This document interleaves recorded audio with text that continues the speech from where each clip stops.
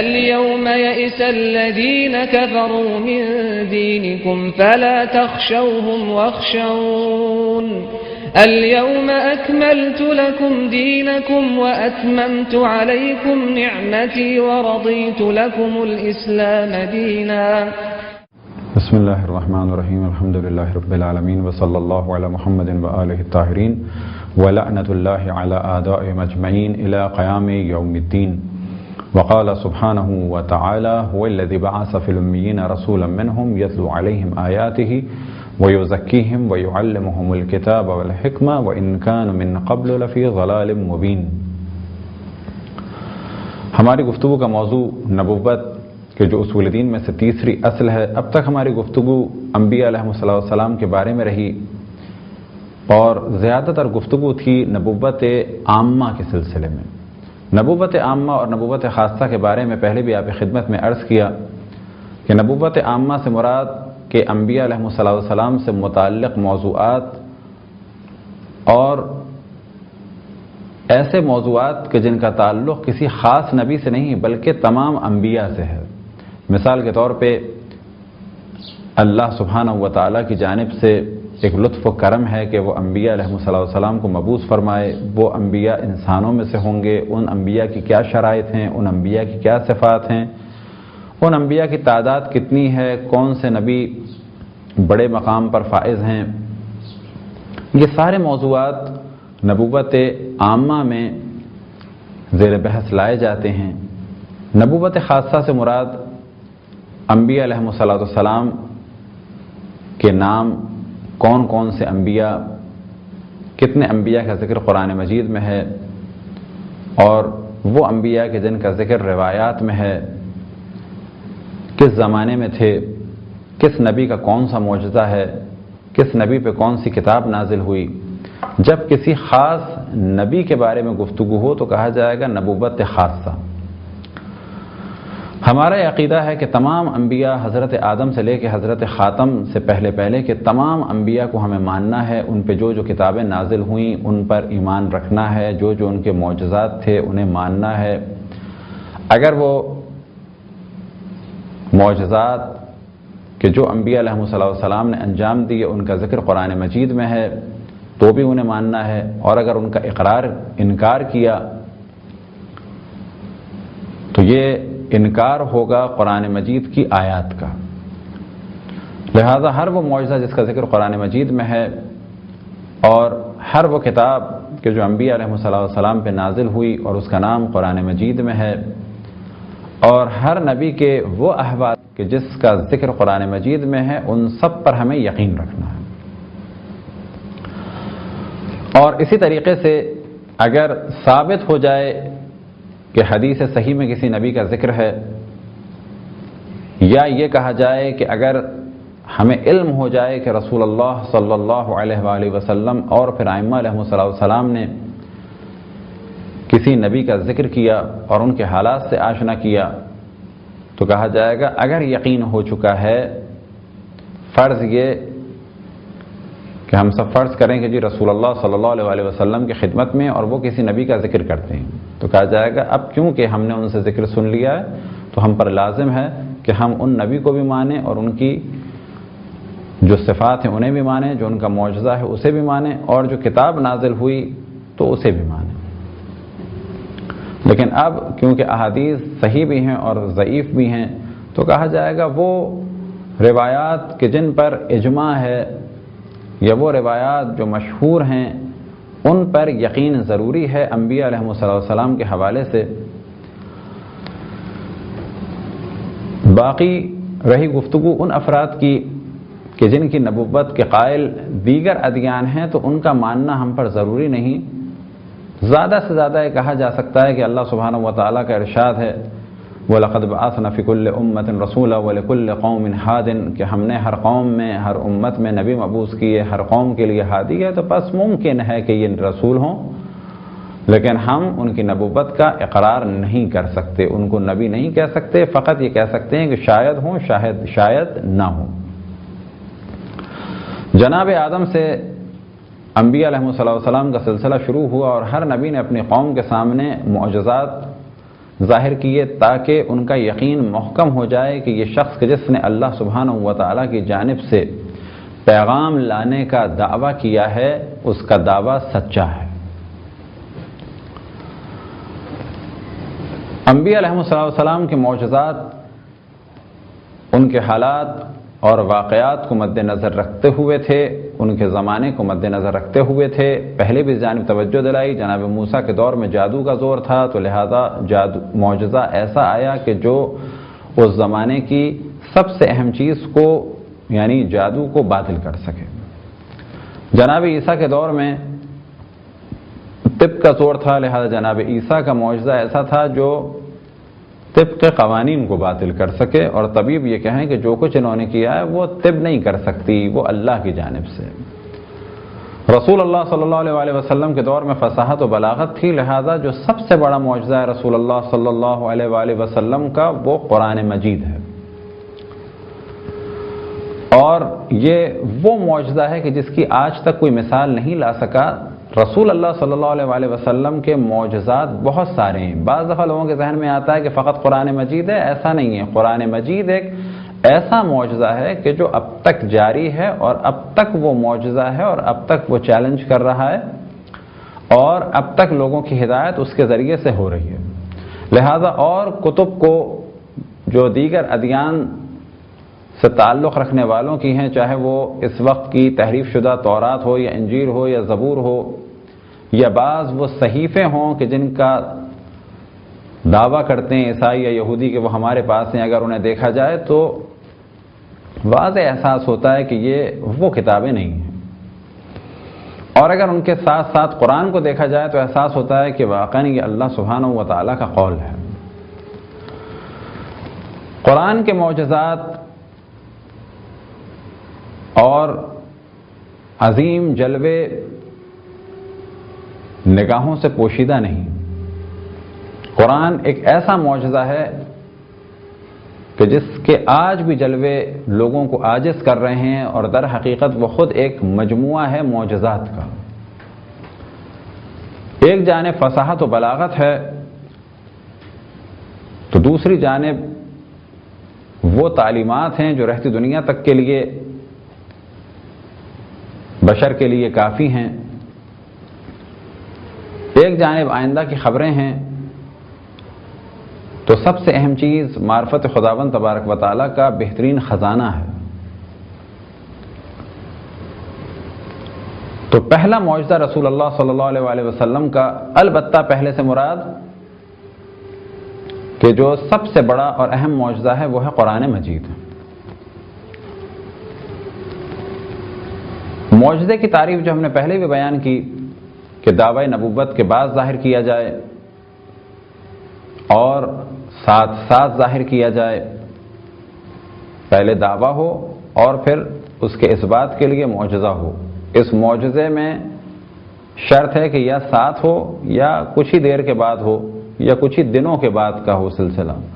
مثال کے طور پہ دن میں کوئی کہے کہ شق القمر آپ کریں تو کہا جائے گا بھی رات کا انتظار کرو، اور اگر کوئی اور چیز طلب کریں تو ممکن ہے کہا جائے گا کہ ابھی کچھ انتظار کرو، ظاہر کرتے ہیں۔ لیکن یہ کہ پہلے معجزہ ہو، پہلے اعلان نبوت ہو، پھر وہ کہے مجھ پہ ایمان لے آؤ بعد میں معجزہ دکھاؤں گا، تو کہا جائے گا یہ نہیں ہو سکتا۔ پہلے اعلان نبوت، پھر معجزہ، پھر ایمان لایا جائے گا۔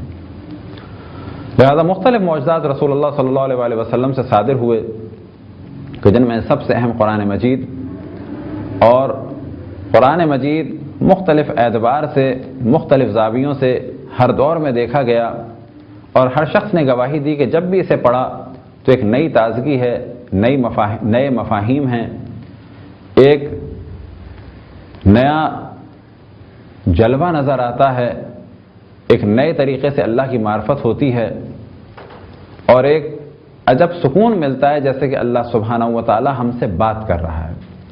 لہذا قرآن مجید کے معجزات میں سے ایک معجزہ یا قرآن مجید کے لطائف میں سے ایک بہت ہی لطیف نقطہ اور موضوع یہ کہ جب انسان اس کی تلاوت کرے تو ایسا محسوس ہوتا ہے جیسے اللہ سبحانہ و تعالی اس سے بات کر رہا ہے۔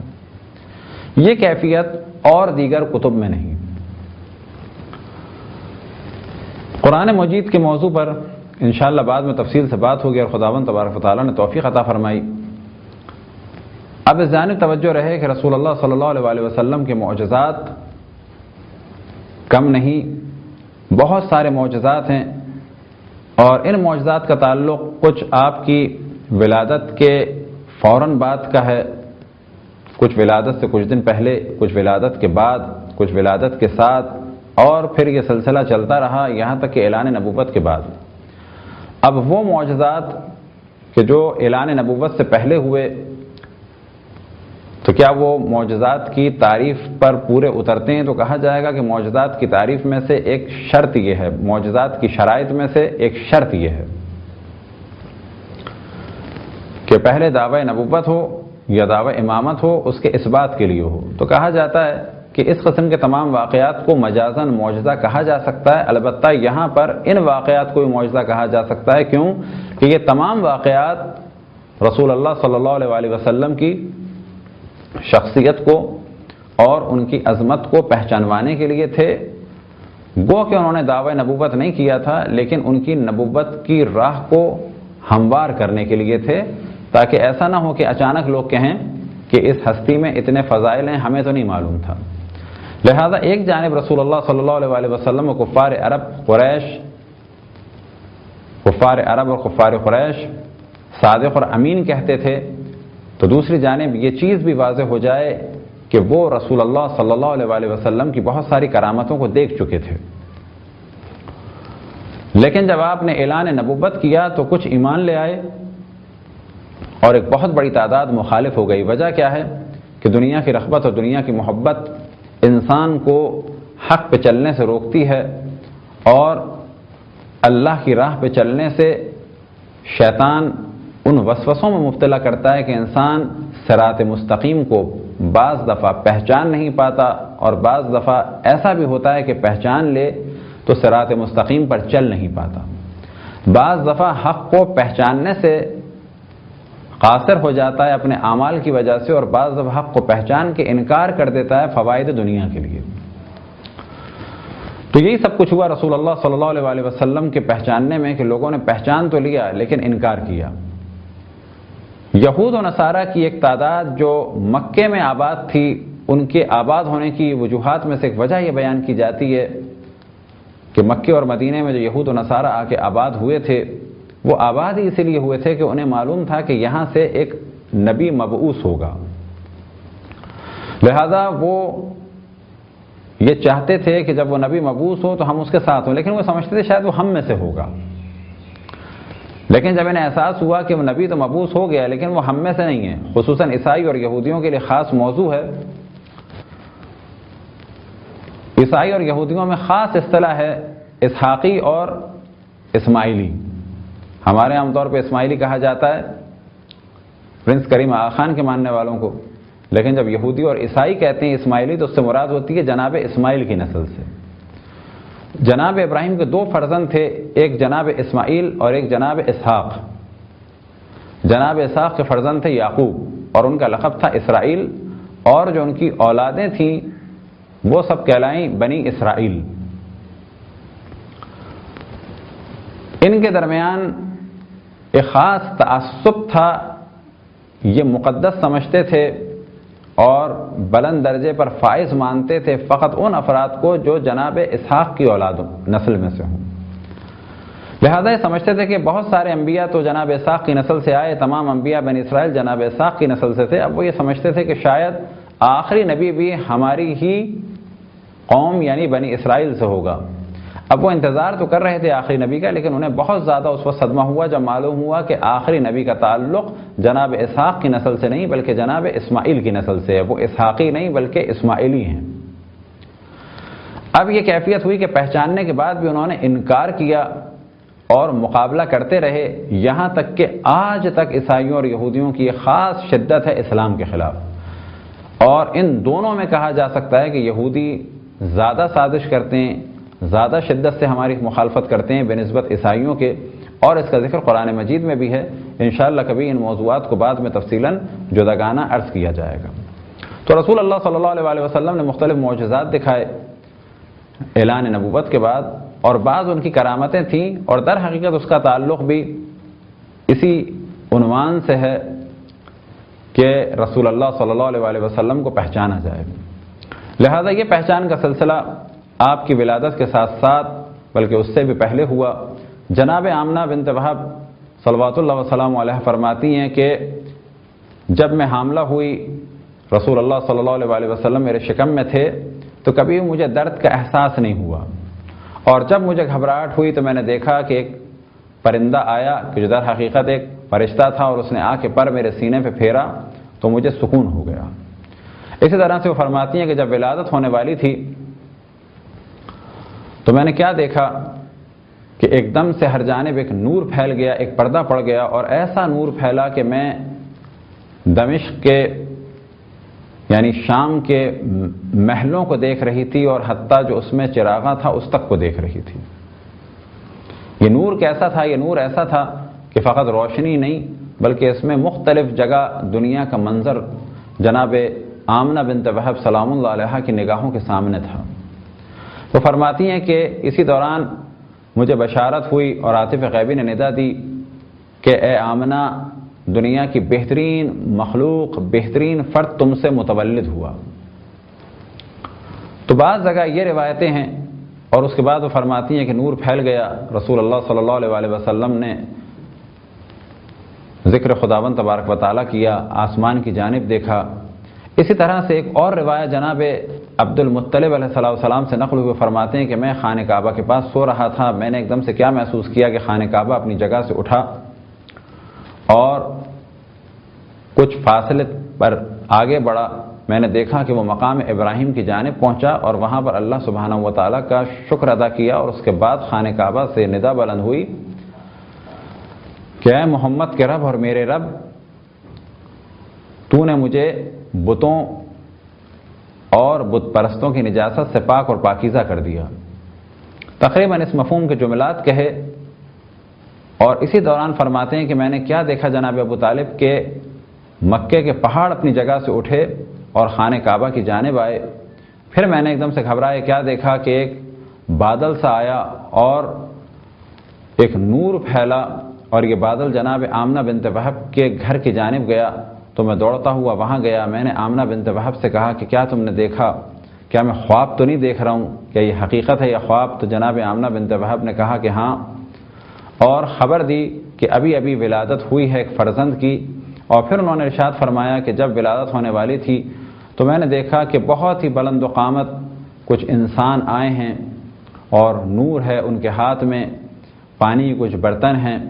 اسی طرح سے میں نے دیکھا کچھ خواتین ہیں جن کا قد کھجور کے درخت کی طرح سے بلند ہے، اور وہ جنت کی حوریں ہیں، کچھ باتیں کر رہی ہیں کہ جو انسانی باتوں کی شبیہ ہے۔ اسی دوران مجھے بشارت دی گئی رسول اللہ صلی اللہ علیہ وسلم کی ولادت کی۔ پھر وہ فرماتی ہیں، طویل روایت ہے جس کا خلاصہ آپ کے سامنے بیان ہو رہا ہے، پھر وہ فرماتی ہیں کہ کچھ بادل آئے، ایک دم سے میں نے دیکھا پرندے آئے، نور ہر جانب پھیل گیا، میری نگاہوں کے سامنے پردے پڑ گئے۔ میں نے کیا دیکھا کہ بچے کو لے جانے کی آواز آ رہی ہے۔ ایک عاطف غیبی نے ندا دی کہ محمد کو اب آسمانوں میں اور فرشتوں اور ملائکہ اور انبیاء کی جانب لے جاؤ، اور تمام مخلوقات اس وقت محمد صلی اللہ علیہ وسلم کی زیارت سے مشرف ہوں۔ وہ پرندے آئے اور اس بچے کو لے گئے۔ اس کے بعد دوبارہ ایک ایسا پردہ ہوا، اور پھر میں نے اسی قسم کے مناظر دیکھے۔ جناب عبد المطلب علیہ السلام فرماتے ہیں کہ ساری چیزیں میری نگاہوں کے سامنے تھیں۔ پھر میں نے جناب آمنہ سے کہا کہ بچہ دوبارہ گیا، دوبارہ آیا کہ وہ بچہ مجھے دو۔ تو آپ نے فرمایا کہ ابھی حکم یہ ہے کہ 3 دن تک جناب آدم کی نسل سے کوئی بھی نہیں دیکھ سکتا، زمین و آسمان کی مخلوقات رسول اللہ صلی اللہ علیہ وسلم کے دیدار میں مصروف ہیں۔ اسی طرح سے اور معجزات کہ جس سے رسول اللہ صلی اللہ علیہ وسلم کو پہچانا جا سکے، جناب حلیمہ سعدیہ کی زبان سے نقل ہوئے، فرماتی ہیں کہ ہمارے علاقے میں قحط پڑا بنی سعد میں، نام تھا ان کا حلیمہ، اور کیونکہ وہ بنی سعد سے تھیں تو وہ منسوب ہیں بنی سعد کی جانب، تو کہا جاتا ہے حلیمہ سعدیہ۔ وہ فرماتی ہیں قحط پڑا تو ہم لوگ اپنے گاؤں سے، اپنے علاقے سے نکل کے مکے آئے کہ شاید یہاں پر کچھ ہمیں مل جائے۔ کچھ خواتین کو کچھ بچے ملے، اور انہوں نے بچوں کی پرورش کی ذمہ داری لی، لیکن مجھے کوئی بچہ نہیں مل پایا۔ بعض خواتین کو علم ہوا تھا کہ ایک بچہ ہے، یتیم ہے، لیکن انہوں نے کہا کہ ہمیں اس بچے کے پاس جا کے فائدہ نہیں ہوگا، کیونکہ وہ بچہ یتیم ہے۔ اسی دوران مجھے کسی نے ندا دی، اور یہ ندا دینے والے جناب عبد المطلب تھے، اور کہا کہ ایک یتیم بچہ ہے، کیا تمہیں کوئی بچہ ملا پرورش کے لیے؟ تو کہا کہ نہیں، مجھے تو نہیں ملا۔ کہا یہ ایک بچہ ہے، اور بعض خواتین کی رغبت اس کی جانب نہیں ہوئی کیونکہ ایک یتیم ہے، اور وہ یہ سمجھتی ہیں کہ ہم کچھ اسے دے نہیں پائیں گے۔ اسی دوران جناب حلیمہ سعدیہ کہتی ہیں کہ میں جس گدھے پہ آئی تھی وہ گدھا بیمار تھا، اور جو میرے گھر میں اونٹنی تھی وہ دودھ نہیں دیتی تھی، اور میرا دودھ بھی اتنا نہیں تھا کہ حتیٰ میرے بچے کے لیے پورا ہو جائے۔ لیکن جیسے ہی میں نے رسول اللہ کو لیا اور انہوں نے سیدھے پستان کی جانب، دائیں ہاتھ کی پستان کی جانب رغبت کی، تو بائیں سے بھی دودھ جاری ہوا، اور میرے بیٹے نے بھی دل بھر کے دودھ پیا۔ جس گدھے پہ میں بیٹھی تو میں نے کیا محسوس کیا کہ اس گدھے نے بعد میں خداوند تبارک و تعالیٰ کا شکر ادا کیا، سجدہ کیا، اور اقرار کیا اس بات کا کہ کائنات کی بہترین مخلوق مجھ پر سوار ہے۔ اسی طرح سے جب وہ گھر آئے تو گھر آتے ہی کیا دیکھا کہ اونٹنی کے جو دودھ نہیں دیتی تھی اس کے پستانوں سے دودھ جاری ہے۔ ان کے شوہر نے کہا یہ بچہ بہت ہی مبارک ہے۔ بعض واقعات جناب حلیمہ سعدیہ کے بچوں سے نقل ہوئے کہ ایک دن انہوں نے رسول اللہ صلی اللہ علیہ وسلم نے بچوں کے ساتھ جانے کی خواہش ظاہر کی، تو فرماتے ہیں کہ کہیں پہاڑوں نے سلام کیا، کہیں مختلف جانوروں نے سلام کیا۔ اسی طرح سے جناب حلیمہ سعدیہ فرماتی ہیں ایک دن پہاڑ کے پاس سے گزری تو میں نے کیا دیکھا کہ پہاڑ کی غار سے ایک شخص نکلا جو بہت نورانی، اور فرماتا ہے کہ ہم اس بچے کی حفاظت پر مامور ہیں۔